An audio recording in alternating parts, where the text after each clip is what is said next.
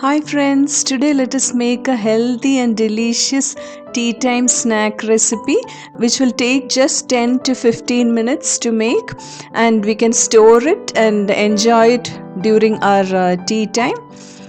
For that, here I have kept a thick bottomed pan. Into that, half cup of oil. Here I have used refined sunflower oil. Once the oil heats up, into that we'll add 1 tablespoon of mustard seeds.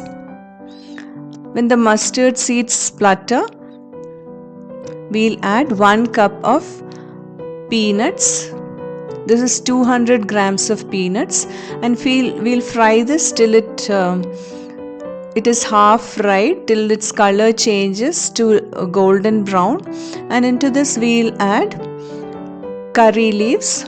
Here I have taken about 5 sprigs of curry leaves and 2 chilies finely chopped.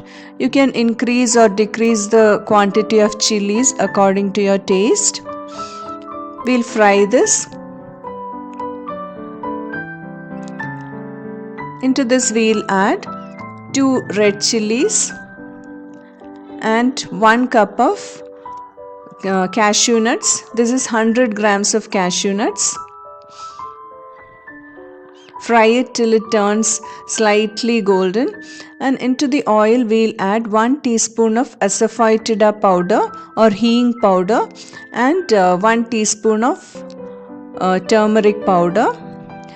All this while we should keep the flame on low so that the ingredients don't burn.